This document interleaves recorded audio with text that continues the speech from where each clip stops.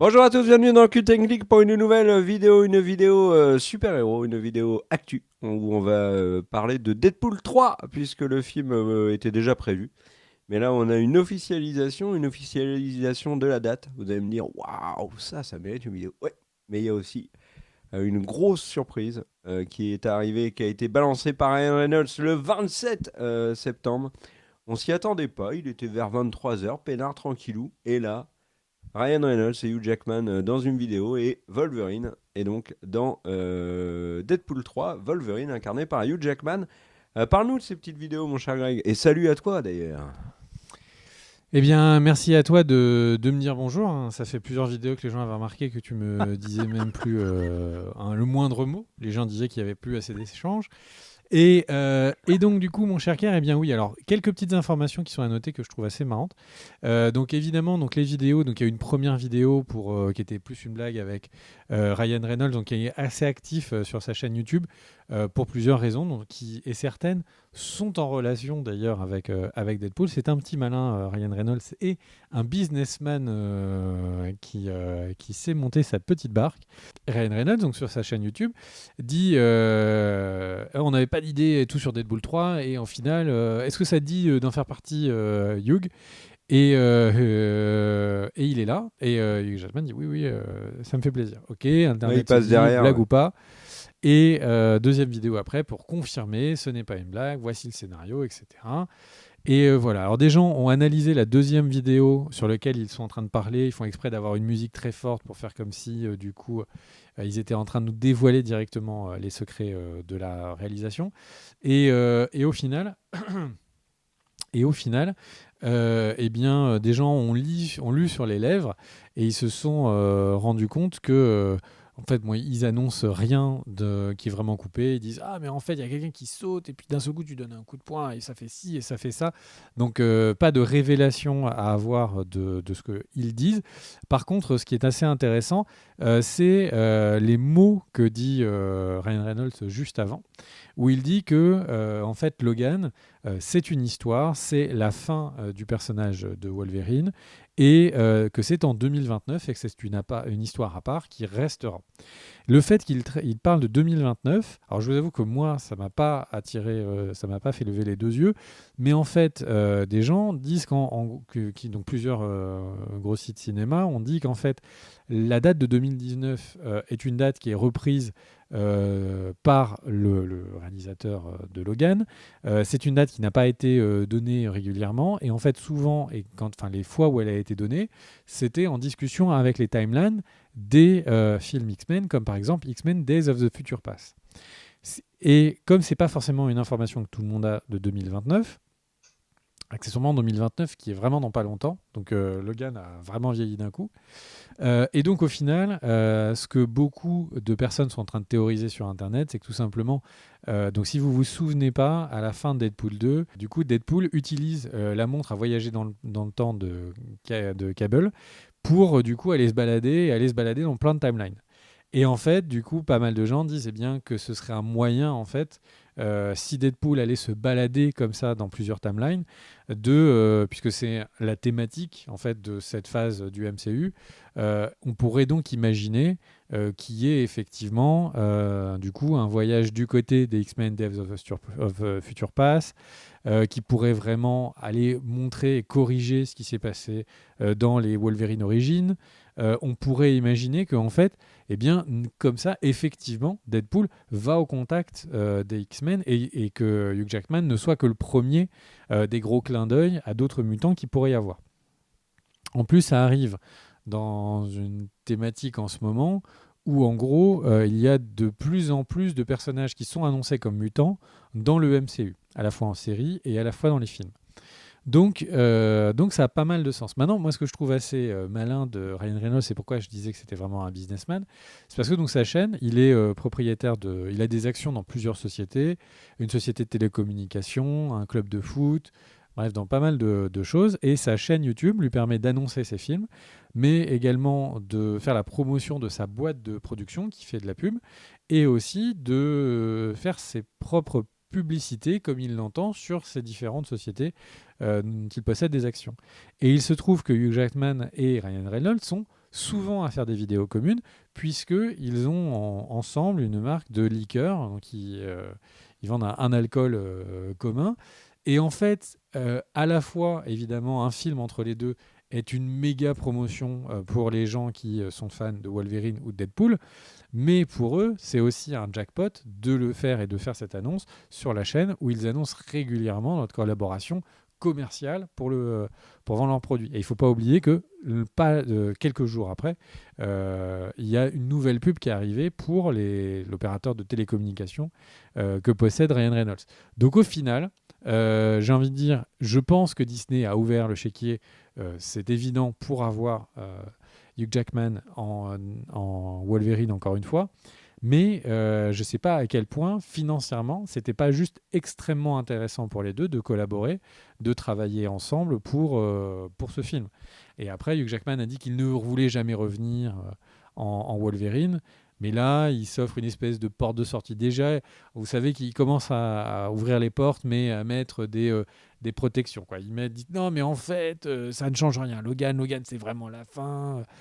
Donc voilà, donc une annonce, en tout cas moi qui m'a fait plaisir, mais plus pour Wolverine que pour Deadpool, je dois avouer.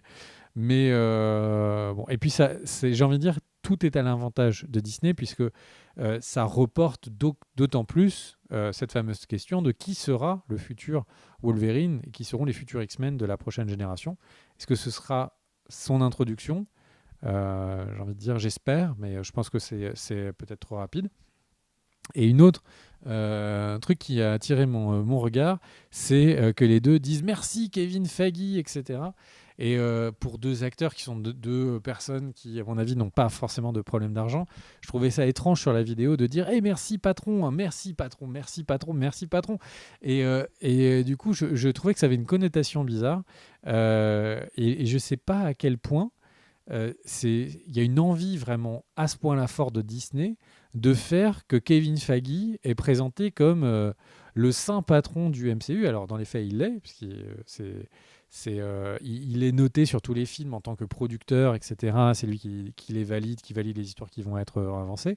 Mais qu'est-ce qui se passe si Kevin Feige, si demain il arrive un accident à Kevin Feige, ça veut dire quoi? Ça veut dire que le MCU est en panne et ne pourra plus jamais avancer. Enfin, je trouve bizarre la starification de quelqu'un qui est derrière la caméra et qui devrait, dont Disney devrait vouloir qu'il soit changé. Donc voilà. Qu'est-ce que et puis, il ne faut pas oublier que Kevin Feige a été consultant sur les X-Men de Ryan Singer. Et c'est comme ça que Wolverine le connaît notamment. Qu'est-ce que tu en penses, toi, mon cher Kerr? Eh ben, je trouve déjà tout ce que tu as dit intéressant. Je vais rajouter quand même 2 points. Un point que je trouve intéressant sur les X-Men et qu'on n'a pas forcément évoqué, et que ce Deadpool 3 permet de renforcer, c'est que en fait, avec le rachat de la Fox et avec les différentes apparitions en caméo de tel ou tel personnage, on se rend compte que finalement, le MCU n'efface pas ce qu'a fait la Fox avec les X-Men. Alors, en off, tu l'as pas dit là, mais en off, tu m'avais dit un truc où je suis tout à fait d'accord avec toi, et donc du coup, je rends à César ce qui appartient à César, c'est-à-dire toi. Que globalement, on peut être d'accord sur le fait que Deadpool 3 va être dans une autre version du multiverse, une autre terre. Donc ça, je suis d'accord là-dessus. Dans cette terre-là, il y a donc Wolverine et il y a donc Logan. Et dans Logan, il y a Patrick Stewart.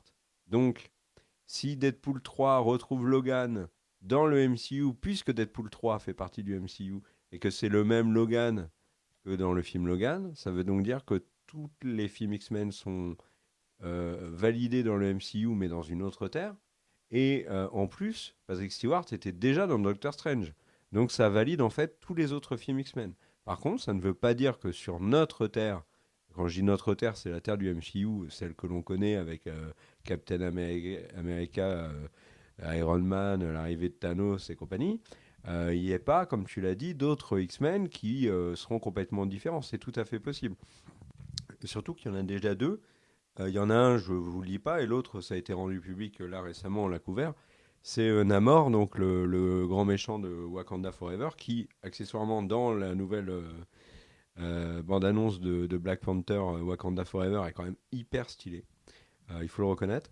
Donc ce travail sur les X-Men, moi je le trouve intéressant, mais je le trouve aussi un petit peu forcé par les apparitions en guest et par qu'est-ce qu'on fait de Deadpool. Et du coup, je viens sur mon deuxième point, qui est Deadpool et le MCU.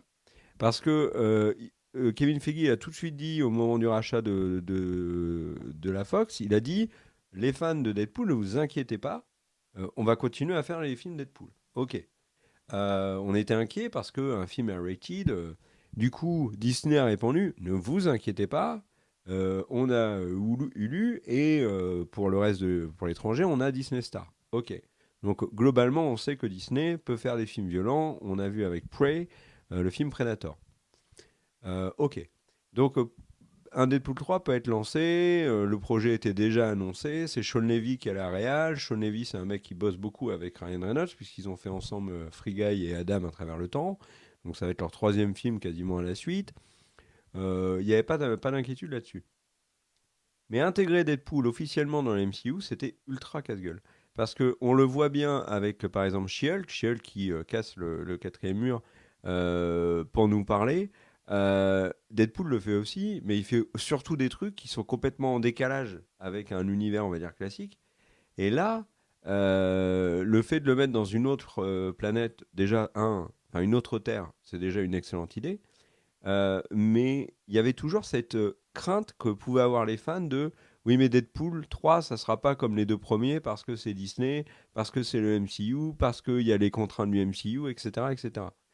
Et il y avait quoi comme moyen, pas de forcément de rassurer les fans, mais en tout cas de leur créer une hype de ouf, à part associer Deadpool à Wolverine, qui sont des personnages qui en plus dans les comics ont eu des aventures en commun et sont souvent très proches, en tout cas dans les aventures qu'ils vivent. Euh, en termes de hype, et c'est d'ailleurs pour ça qu'on en fait une vidéo, ça a été un raz-de-marée sur Twitter par exemple. 2 heures, enfin allez, on va dire à 1 heure du mat, donc 2 heures après l'annonce, les 4 ou 5 premiers mots les plus recherchés en tendance monde sur Twitter, c'était Deadpool, Wolverine, Logan et Hugh Jackman. Donc, puis tu rajoutais Ryan Reynolds. Donc en fait, les gens ne parlaient que de ça sur Twitter. Donc ça a été un vrai événement. Et c'est vrai que c'est un vrai événement, le retour de Hugh Jackman en Wolverine, parce que on parle de recast, etc. Mais dans les faits, il n'y a absolument personne qui veut quelqu'un d'autre que Hugh Jackman pour jouer Wolverine. Si on pouvait avoir un Wolverine Hugh Jackman dans le film, ça serait dans le MCU, ça serait formidable. Donc voilà, bon, moi je pense que sur ce coup-là, le MCU, Kevin Feige, Disney et tout ont été très très très malins de signer Hugh Jackman, de lancer le projet autour de Ryan Reynolds et de lui. Et comme tu le disais, ils peuvent se balader dans les différentes timelines pour corriger des choses qui n'allaient pas, par exemple, dans Days of Future Past et tout, comme tu le disais. Mais en fait, en y réfléchissant bien, ça peut être la porte ouverte à un nombre incroyable de caméos, en fait. Connaissant Ryan Reynolds, pas personnellement, mais vu qu'il est très pote avec plein de gens, qui fait des caméos dans plein de trucs. Il n'est pas impossible qu'on ait des personnes qui nous fassent un retour à l'envoyeur à Ryan Reynolds et qui fassent des gros caméos dans Deadpool 3, style Brad Pitt, etc. Ça serait pas du tout déconnant qu'on ait vraiment beaucoup de monde dans Deadpool 3, donc ça serait cool. Et puis surtout, je pense qu'ils ont créé une hype autour du personnage qui fait que, bah oui, ok, Deadpool est chez Disney, mais. Et tu parlais de Kevin Feige, de pourquoi est-ce qu'ils en parlent. Mais je pense que c'est volontaire pour rappeler que maintenant Deadpool est dans le MCU. La première vidéo de Ryan Reynolds, il parle bien du MCU, il le dit très vite. Ah, maintenant Deadpool est dans le MCU, naninaner. Merci Kevin Feige, merci. Ok. Donc en fait, ils insistent bien sur le fait que c'est chez Disney, que c'est dans le MCU, comme Kamala Khan, comme Hawkeye, comme Black Widow, mais ça va être un autre gros délire, mais ça en fait quand même partie. Et c'est là où tu te dis quand même, heureusement qu'il y a le multiverse pour expliquer les sorties de route mais pas dans le sens négatif, sorties de route, mais tous les projets un peu annexes qui sont complètement farfelus. et qu'ils peuvent intégrer sur une autre terre sans aucun problème. Donc franchement, là, sur ce coup-là, j'ai été étonné. Et chapeau au niveau de l'annonce, le laisser faire Ryan Reynolds, la manière dont est fait l'annonce, Hugh Jackman qui passe derrière, qui monte les escaliers, c'est, enfin vraiment c'est, en termes de com, c'était très fort ce qu'ils ont fait, et je pense que ça a mis sur de bons rails Deadpool 3.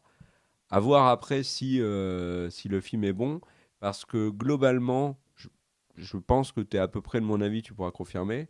Mais les deux précédentes collaborations, Ryan Reynolds et Sean Levy, elles n'étaient pas folichonnes. Adam à travers le temps, là, sur Netflix, c'était moyen bof. Et moi, j'ai trouvé que Free Guy était très décevant. Très décevant. Donc là, j'espère que ce Deadpool 3 sera à la hauteur. Et avant que tu me répondes là-dessus, j'espère quand même qu'on reverra Domino. Et j'espère que Morena Baccarin, donc l'amoureuse de Deadpool dans les deux premiers, sera de retour aussi dans le 3. Qu'en penses-tu, mon cher Greg? Eh bien, je pense que c'est effectivement une bonne solution et ce serait même une vraie raison de voyager dans le temps et d'essayer de corriger un petit peu les. Enfin, ce serait une raison simple de le faire voyager dans le temps. Et puis, en fait, il faut bien voir aussi que le voyage dans le temps est commun aux deux personnages. Puisque, bon, dans Deadpool 2, il y a une question de voyage personnel, de voyage dans le temps, mais dans Days of the Future Past, c'est aussi Wolverine qui font voyager dans le temps en disant que c'est parce qu'il a cette capacité à se régénérer extrêmement vite qui lui permet de voyager dans le temps sous la forme de projection, ce qui est aussi le pouvoir de Deadpool. Donc sans doute, on peut imaginer des choses là-dedans, et puis il y a pas mal de comics où les deux sont un peu en balade. Je crois, si je pour le coup ça je les connais pas, il y a eu des comics il y a peu de temps qui étaient aussi encore sur les deux. Donc il y a vraiment un boulevard d'histoires à aller piocher, adapter. Et voilà, j'espère juste que ça va pas être une succession de mini-sketchs comme l'était vraiment la toute fin de Deadpool 2 où ils utilisent ça pour aller à plein de moments dans le temps. J'espère juste que voilà, ce film, si c'est ça l'axe, eh bien du coup il l'utilise pour construire une vraie histoire. Mais bon, on verra. Après, j'ai envie de dire, si Hugh Jackman a accepté, c'est peut-être pas que pour vendre du jean. C'est donc la marque Aviation que les deux possèdent, mais sans doute parce qu'il devait sans doute y croire aussi un petit peu artistiquement. Et puis du coup, Hugh Jackman qui a quand même eu une carrière un peu plus en dents de scie ces dernières années, mais qui au final, du coup, a réussi à être dans des films qui sont plutôt des films à être très bien notés, des films que la critique a appréciés, même s'ils ont rencontré un public un peu moins large. Donc j'ai envie de dire, c'est aussi un moyen de se redonner, de se relancer aussi sa carrière tout simplement. Ouais, et puis ça fait du bien de le revoir en forme après sa maladie. Et là d'ailleurs, il a notamment montré des photos où il est en train de s'entraîner pour reprendre le rôle de Wolverine, parce que c'est aussi une question que beaucoup de personnes se posaient, c'est est-ce qu'il va être capable de reprendre ce rôle? D'autant plus que lui avait annoncé qu'il arrêtait Wolverine parce que justement physiquement il n'y arrivait plus. Autre info, Deadpool 4 est déjà annoncé officiellement. On n'a pas de date de sortie. Par contre, la sortie de Deadpool 3, je ne l'ai pas dit, c'est le 4 septembre 2024. On ne sait pas si ça sortira en France au cinéma, puisque, vous le savez, on ne sait toujours pas, au moment où on enregistre cette vidéo, si Black Panther Wakanda Forever va sortir en salle en France, puisqu'il y a Bisbee entre Disney et la chronologie des médias. Donc on va voir. Donc pour pas non plus trop se projeter, notamment 2024, c'est quand même dans longtemps. Et le truc aussi, moi j'ai une théorie. Allez, petite théorie comme ça. Première théorie, on revoit X-23, interprété par Daphne Keane, et l'actrice actuelle de la série, dont j'ai oublié le nom, ça y est, à la croisée des mondes. En fait, et si, tu vas me dire si tu crois que c'est possible. Et si Wolverine allait chercher X-23 pour la ramener sur la Terre du MCU actuel, et qu'en fait il n'y avait pas du tout de Wolverine, mais que c'était juste X-23 qui campait le rôle. Parce qu'elle avait énormément plu dans Logan. Euh, L'actrice continue de jouer. enfin, elle était enfant à l'époque, elle aurait pu arrêter et faire autre chose. Là, elle continue de jouer, elle a l'air de vouloir en faire sa carrière. Donc c'est, moi, ça me paraît pas totalement fou.